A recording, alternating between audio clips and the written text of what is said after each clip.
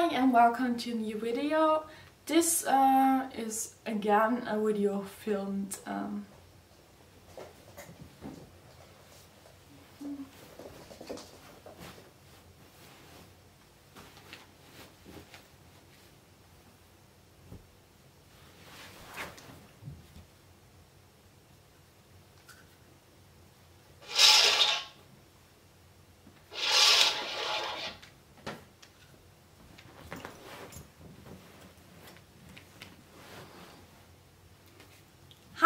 and welcome to a new video. I'm the autistic artist, and this video will be about you don't look autistic. And this video will be about the you don't look autistic. Oh, my nose is so itchy.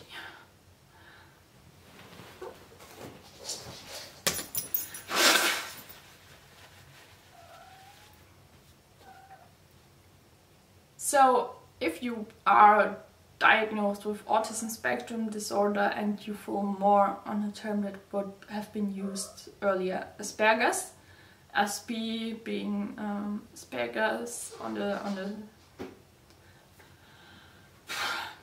So, if you are autistic and you would have been diagnosed with Asperger's or were diagnosed with Asperger's back then, you probably know the thing of people telling you, well, I would have never thought, like, you don't look autistic at all, or things like that. And but I think that people mean it in a kind and nice way. It actually isn't. And why? I decided to make this video because if people tell me that they are, if people are kind of interested in the topic of autism and they say, but you don't look autistic, then I feel what is necessary is some education to further into that topic, to like dive into it. And that's why I will link this video or tell them about this video. So hi, if you are actually from a conversation with me. Just to like get that out into the world and that people know that, well, you don't look autistic is not as kind as they think. So first let's kind of start with what autism looks like.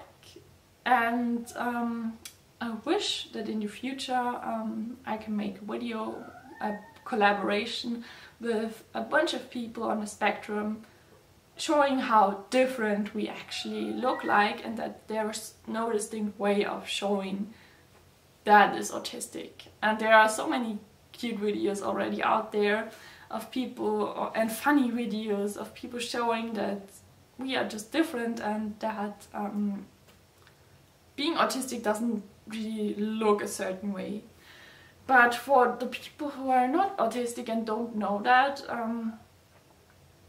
if you think of autism, you probably think of that stereotypical boy who's very sensitive to noises and shows that, has headphones on or is nervous and is like doing this or something like that. And while that seems very obvious, what you are missing is that internally I actually feel very similar to him.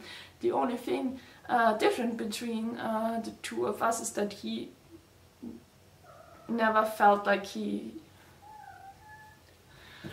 The only thing that is necessarily different between the two of us is that I didn't show it to you, and he, or whatever, the person you had seen like this, showed it.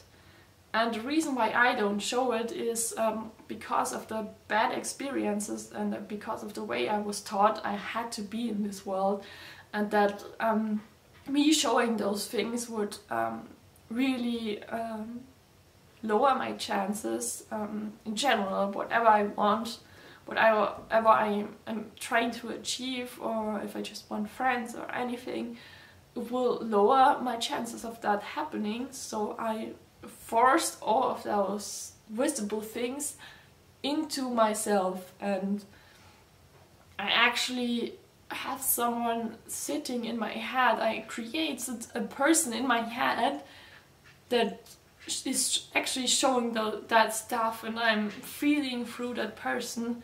And when I am stressed, like in supermarkets, I always show all of those signs, but just internally. And what you will see is hidden from you, and the only thing you could see is me like doing this or trying to get it out in the most invisible way I can, to not show my weakness, because that's how I was taught. And I don't mean that by my mother taught me that or something like that. That's what society showed me. And there are different routes to that. Some show it more, some show it different, and some show it even less than me. And the fact that I don't show it doesn't mean that it is less. But the fact that I don't show it doesn't mean that it is less bad for me, or that I have it easier. Because, and I think that's something very important that you have to keep in mind.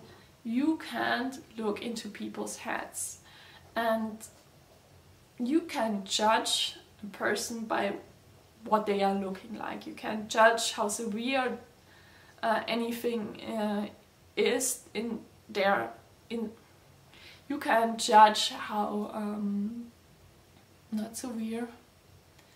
You can judge how much something is bothering them inside and how stressful their life is just by looking at them.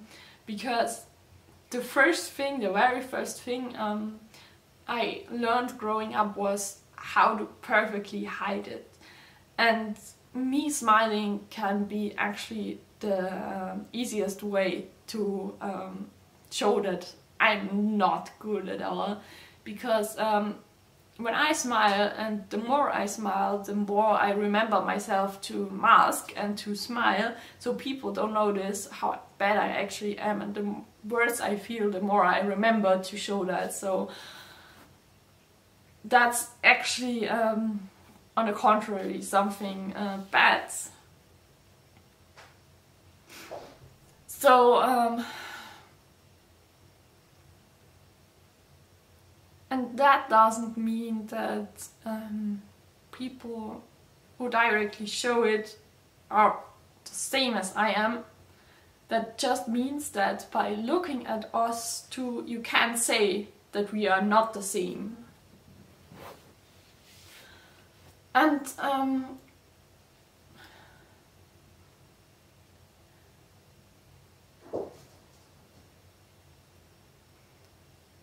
I think that also what I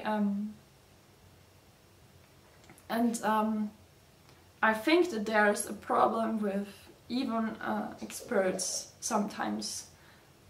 Well, maybe not call them experts, but people who think they are also experts in autism sometimes think is that there's kind of a less severe and severer autism.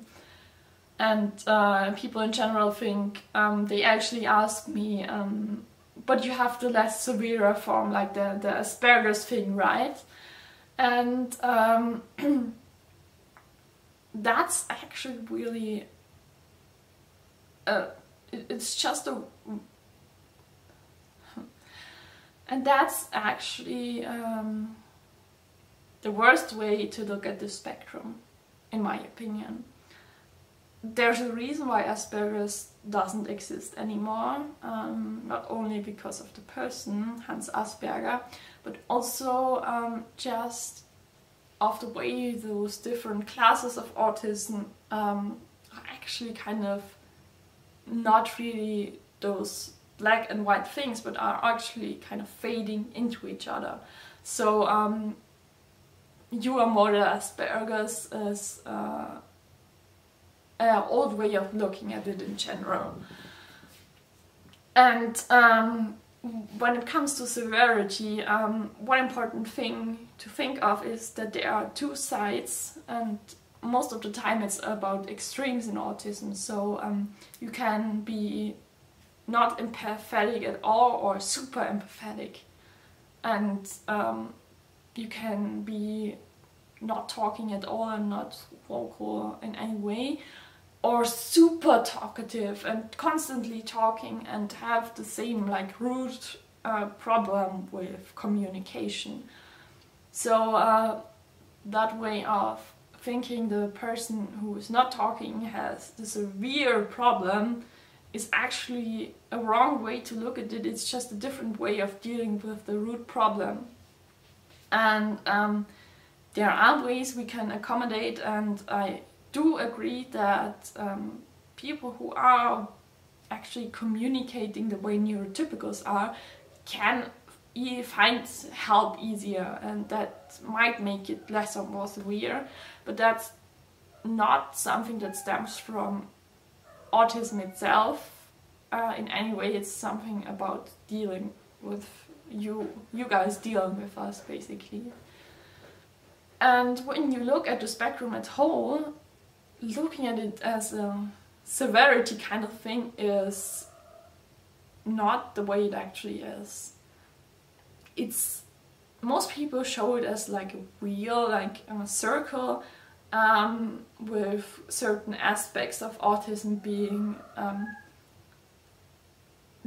kind of showing in that person, or showing less or showing more in that person. And you can't look at like one single thing, especially you can't look at the things that are visible and determine how severe things are just by those. Because there may be a communicative person who hasn't that much of a problem with, for example, looking people into their eyes, which is also an extreme thing. You can also be looking very much into people's eyes. Like, I met an autistic person who, on the contrary to me, who tries to like look at the mouth, and people just don't realize that I'm not looking into their eyes. Instead, she was constantly looking, and she was really into that. And I do get that, because eyes are just something weird, and it's also a very curious thing to look into people's eyes. But it's just something that's too uncomfortable for me. But maybe it's she has the same root thing, like eyes are weird or eyes are different, and eyes are something intimidating or something like that. Just deals different with it, and both things viewed as severity by neurotypicals are probably that they are different and they are intimidating to. That is my cat playing. They are intimidating to people who are not autistic, and therefore are something that's severe because it excludes us in some way. That's a very neurotypical way to think about it, and still a problem, but even though that happens, it's still something, it's still only one point on this wheel of being autistic, and one of those many things that make you autistic, and you can't just look at that part and determine how severe something is. So you have to look at all of the specific things, and therefore they decided to use like a circle or a wheel where you can show like the parts of a cake. Like a piece of cake is one aspect of autism, like looking into people's eyes, and the other one is about how are you communicating. And so you can't just have that less severe, more severe, and just look at like people. I think the thing is going. Just look at how are they visible to us, how much do they tell that they have a problem, and then I put them on like this kind of linear thing. because you can't sum it up like that. That's just not how it works, and you can't be like, this person has more severity here and less here and here, so in general she's that severe and has that much problems, because the problems may vary with the different aspects of autism, but the problem being a different one doesn't mean that you feel less severe. Like, you can't really say that you have one person has this disease and the other person has this disease, and because like having being turned into stone, like there's a disease where if you hurt yourself, the parts will turn into stone, into bone, not stone, and you look at a person who lost their leg and be like, well, turning into stone is kind of this and that, and amputating is like done now, and so therefore this is more severe. It's a problem, and it's really hard to deal with it sometimes, and especially with those two disabilities visible and really something you can visible and really something that impacts your life. You can't say one of them is more or less severe. That's just a way we like to put things into order, because that's kind of the way we are, but it's not going to work, and it's not helping any of those disabilities. So you kind of need to step back from that thinking of that's how it's going to work. And now I forgot something I wanted to say.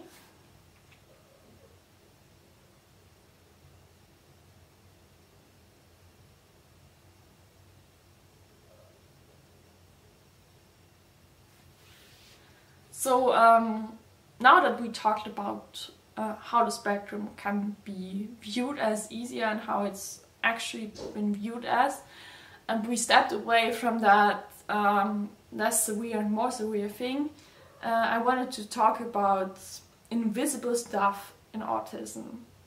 Like I talked about the ways I deal with things internally, but there are also things that just happen later. So when I'm in a very stressful situation, what usually happens is my body will just turn up the stress hormones and everything, and I'm working on like emergency mode. And the way I deal with emergency mode is just trying to get it over with, and I get kind of a different way.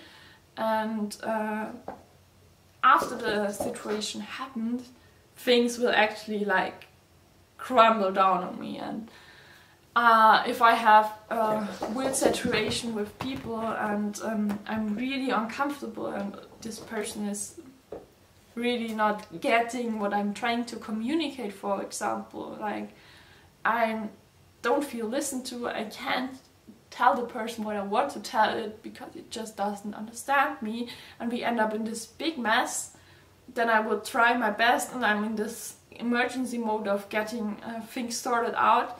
And then after the situation ends and I go home, I realize I have headaches, I'm super tired, I lost my appetite, I feel so sad and so depressed, and my anxiety is creeping up. All those things I too didn't connect for a long time, but now I realize that's just my way of dealing with the problems I had, and that's just the way my body is showing how hard that is for me. And that's something you don't see, and that's something you won't realize when you're not constantly with me. I guess even most of my friends wouldn't know if I wouldn't have told them, because it's just something you only will see when you see me in that situation and see me get home and see the way I feel after those situations. See the amount of anxiety I get after a hard day with many problems caused by communication or anything else that's hard for me being autistic, like for example shopping. I will always need a break after shopping. That's just so many things thrown at myself, and so many like people constantly touching me because they want like to go there, or coming close to me and I'm trying to move away, or the whole like I'm trying to explain it and I get stressed. Things marketing wise, trying to like spring into your head, like every product wants to be seen by you. But being neurotypical, what you usually will see, you focus on one thing, and other things are kind of like happen maybe in the background, but you don't really notice them. Like the music is in a way you don't really realize it, but it's affecting you. But I realize it all the time. I realize the people around me, I realize like all those products trying to get my attention basically, and the music changed, and then the person is suddenly talking, and then there's a market chief here standing around, and I need to get around that person because it has like super many boxes and is revealing stuff or whatever. I'm constantly thinking of all those things, and I can't just like exclude one thing, and that's not how my brain works. So after supermarket I usually maybe I will, or it also happens that I just take a nap because I'm so exhausted. And you think like, oh how sweet, taking a nap, and then things are okay. But what you don't keep in mind is that people usually don't need that nap, and that nap is not something optional for me. I need that time. So when other people are just going to work and after shopping, like in their lunch break, and just are dealing with work then for the rest of their day, and then they come home and have some time with their family, and then they go to bed sometime, then the day is immensely different from my day after like being at work and being shopping. I will just fall into bed after that. So the time I have available is already different, and that on the long run, thinking I would take like a 9-to-5 job would mean that for the 5 days of the week I would just be at work, sleep, be at work, sleep, be at work, sleep. While other people are like using their times to meet friends, I just can't do that because I need the sleep, because it was so exhausting for me. So that one thing like that she needs naps or she sleeps a little more can have severe effects that you just can't see, or that are not that easy for you to piece together. But for me they mean that it really affects my life. It really affects the things that I can and can't do. And you don't see any of that. You really don't. But for me it's super impactful. And the best thing for when you look at all those things that I told you now, and when you see an autistic person, because they are telling you actually, hi I'm autistic, yeah, that never happens. Sorry, I'm trying to think of like a situation. But when someone comes to you and talks about being autistic, then you look at them and are thinking they seem perfectly fine. Keep in mind what is not visible to you and what you don't see, especially when they are talking about problems. Because I do understand when you're looking at a person and it seems perfectly fine because maybe you're their boss and you are looking at them and they do their job fine and everything to you, like you get the results and everything. The things you don't see is that maybe that person has no free time because it's investing everything in that job, and that's chewing on their mental health like it would be for every person. So when they come to you and they seem fine to you, that might not be the case at all. You just are not seeing it. So all in all, what I can recommend is don't go by what you see, listen to what the person is telling you, and don't do that in like most cases, not with any other disease or anything else that you're not used to and you don't know it. Going by what you actually see is such a tiny piece of the picture, and I learned that through autism and everything, and the world will look so much different, and that will also have like positive things when you don't rely on what you see that much and look at other parts. So yeah, that's the end of the video. I hope it was interesting, I hope it was helpful, and something you can learn from when you actually thought that it was a nice thing to say. And I don't mean to like shame you with this video in any way. It's just my way of getting closer, like my way of showing you how it actually is, and getting rid of that one person being nice and one person is offended because they struggled to get help for so long because no one could see that, which really happens a lot. And now you're telling them that again, and they are reminded of the struggles they had to go through and that they are now still facing. So the reaction you will get will not be the one you thought, and that is the reason why, basically. I wish you a wonderful rest of your week, whatever, life, I don't know. I hope we will see each other in my next video. As always, bye. Stop laughing. Hi Monique, bye Monique.